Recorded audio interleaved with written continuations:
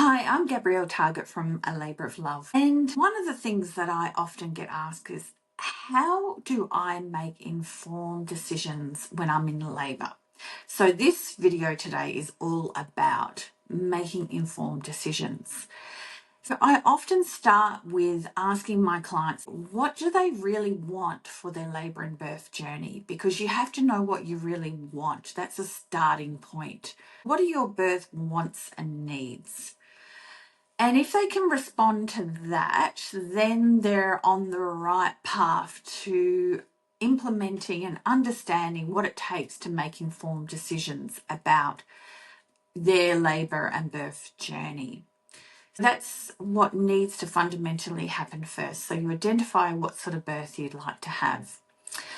Second to that is you need to really dive deep and educate yourself about labour, understanding about what labour is about, what medical interventions can take place. So I've done a video on the cascade of intervention and the techno-medical model of birth versus the natural model of birth, which is like a continuum. And knowing both ends of the spectrum and what is possible with both does put you in a good place to make informed decisions. So really dive deep into understanding what the natural birthing model looks like and what the techno-medical model of birth looks like. And I have done a YouTube video on that exact topic. So have a look at that one, and that will help you to prepare and understand how you make informed decisions.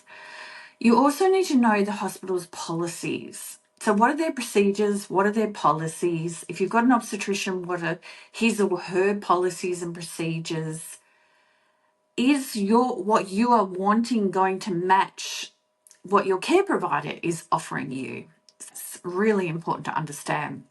Because if you're wanting a natural water birth and the hospital only offers the techno-medical model of birth where you go in, you have your membranes broken, you have the drip put up, you're induced, and then off you go onto the cascade of intervention, maybe that's not the place you should be birthing in, because you won't be able to make informed choices or decisions about anything if that's the case. Make sure what your wants and needs are matches where you're going. Second to that is, what natural pain relief choices do you have, and what are the medical choices you have available to you that you might want to use, and in what scenario will you use them? So that's another way to have informed choices and decisions explored prior to your labour journey. And make sure you talk these out with your support people too. It's fundamentally important that you have good support on board and they have talked with you through everything that you want and need, so that they can help you make good decisions as well, should the time come. Now, a lot of my clients say, I want to be in control when I go into labour. I want to have the control and the power. Well, if you're wanting a natural, normal birth experience, it's about surrender and letting go. It's not about control at all. So make sure that if you're wanting to keep control, it means that you're going to have a very controlled birth experience. And that might be what you want. That might suit you down to the ground, 100%. That's what you want. Just know that control is not really what labour's about. It's everything about the actual physical act of labouring is about surrender and letting go. Now, if you use the brain decision-making tool, brain is an acronym. So think about, okay, I have to make a decision. What are the benefits of making this decision? What are the benefits of this intervention that I'm about to take on? What are my options? So the B in brain stands for benefits. So what am I going to gain from or benefit from making this decision? Do I have other options? The R in brain is risks. What are the risks to myself? What are the risks to the baby? The A are alternatives. Are there any other options? So again, benefits also, what are the benefits of the interventions? still have options, and the A is options as well, alternatives, options. So BRAI, instinct. What's your gut telling you about this thing? We are highly intuitive women when we're in labour, highly intuitive, highly sensitive if we tune in. So listen to your gut instinct and what it's saying to you, whether you should or shouldn't do a particular thing that you're making a decision on. So tune in. Intuition is powerful. It's our superpower. So use it when you're in labour. It will serve you well. And then lastly, the N is nothing. Do nothing. You don't have to always make a choice and a decision right then on the spot. Sometimes it's best just to do nothing and wait and see what unfolds. That's the beauty of labour. Things can unfold very quickly. You could become fully dilated very quickly and you didn't realise that you were that far along. It happens. I've had many women accidentally birth at home under my care. So, things can really change quickly in labour. So trust in that too. So use the brain decision-making tool. So benefits, risks, alternatives, instinct, and nothing. There's your acronym. Have a good birth wants and needs list. It doesn't have to be a birth plan. Women will say, how can I plan for my labour? I don't know what's going to happen. It's all up in the air. I say, how can you afford not to plan for your birth? Your plan is your guide. It's your guide that tells your support people everything that you want and desire. It tells your care providers in the hospital, your midwife, your obstetrician if you have one, your GP, whoever's going to be there. It tells everybody what you want and need and desire. And they don't have to ask you any questions. And you yourself know what you would like and what you wouldn't. But of course, you can change your mind at any time during labour. So it's a guide, it's a plan. It's not a certified document that if you don't adhere and stick to it, that you've failed. Okay, so just put something down on paper. It's fundamentally important that you be flexible with your birth wants and needs list. And some things you put down there might not be realistic. Some might be amazing. It's an outline, it's a guide, it's what you want for your natural intensity options.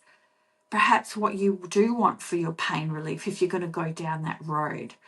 It's the guide of how you want the baby to come into the world, what active labour positions you want to use. It's everything and anything, down to what you want to be fed to eat, what you want to drink to stay hydrated. Prepare something, a guide, a birth wants and needs guide for yourself and your partner and your support people if you have extras and anyone else that's going to be in that room, because then no one has to guess what you want come that birth day or night. Okay. Choose your support people wisely. You must choose your support people wisely. Have people there that have a purpose, not just to sit and watch you, because performance anxiety is real. And if women feel they're being watched, they don't do very well at all. They can shut their cervix so fast because you can start to produce the catecholamines, the noradrenaline, because you sense that someone's watching you. Have your support people in the background. Maybe you've got a photographer there and they just slip in and out and you don't realise they're there. You've got your partner there who has a purpose of massaging you, feeding you, hydrating you, reminding you when to go to the toilet, those types of things. You don't have someone just sitting there watching you. It doesn't serve women well at all. I have had that previously in my early years of being a doula, where a midwife just sat there like this watching my client. And my client opened her eyes and looked and saw the midwife and said to me, why is she staring at me? Why is she just staring at me? And all of a sudden she became very self-conscious, and she literally shut her labour down and her labour stopped. No more contractions. So we had to get her out of the bath, get her back into the room. I asked the midwife if we could have some time and she could have a rest. And I had to use hypnosis to get her back into good, strong, rhythmical contractions again. So that's the power of women who feel self-conscious in labour and can shut their labour down. So that's a true story. The other thing is, be aware if you need to make a decision, you have the right to do the 5-minute rule. I call it the 5-minute timeout rule, and I've written about it in my book. And this is where if something is suggested to you in terms of intervention that the medical staff would like you to partake in, but you're not thinking you'd like to go that road, and you would need some time to think about it, ask everyone to go out of the room, have your partner and support people there and discuss the pros and cons. So this is where you talk about, do you or don't you, or do you just give it time? So really, really important, because a lot of poor decision making can be made in the heat of the moment. If it's not detrimental to your health and wellness or the baby's health and wellness, give yourself the 5-minute timeout rule. Time to discuss what you would like to do or not do. Trust me on that. It can really save you from making a rash decision that you'll regret later. Okay, so think about that carefully. And lastly, it's really important to trust you and your body and the job it's designed to do. Remember, you have everything on board to give birth to your beautiful baby. You have a uterus that's designed to contract over and over with the dynamic vertical muscles and the horizontal bands that push the baby down. Your body is designed to open to 10 centimeters in the cervix, and the birth canal is a sphincter of the body, and it opens with the pressure of the baby pushing down through. And then your vagina and perineum are designed to open to 10 centimeters wide as well. So you absolutely have everything on board to birth your baby. So if something doesn't feel right though, explore your options, listen to your body, give yourself a chance by giving yourself some time to consider what's being asked of you or suggested. Don't jump in, okay? A lot of decisions are made in the heat of the moment where women have felt under pressure, and they shouldn't have felt under pressure. So I'm speaking from attending births for 28 years as a doula here and witnessing all types of experiences where women have felt they had to make a decision abruptly, in which they didn't. With me on board, they certainly didn't. But I've also worked with a lot of women who didn't have me as a doula, and they didn't have a doula. And second time round, when they debriefed their first experience, they said they felt like they were pressured to go down a certain road, and they did regret it post-birth because it led to that cascade of intervention. I have just done a video on the cascade of intervention, what it actually is. And once you're on that road, it can be very hard to come off it to have a natural vaginal birth. Be very aware of that cascade that can unfold very quickly for women. Anyway, I hope that you've enjoyed this content. I hope this has given you a bit of insight as to how to really make informed decisions, what you need to be aware of. And it's about education, really. Educate yourself on the natural birthing model and what the cascade of intervention looks like. That is the techno-medical model of birth. And I will be doing a video on that one very shortly. But give me the thumbs up and please subscribe to this channel. I've put lots of videos on YouTube and I'm really enjoying this experience. Drop me a comment below. If you feel you need some hypnosis one-on-one in a session, or just some confidence building around your labor and birth because you might be fearing or you might be full of anxiety, just reach out. Please reach out. I'd love to help you.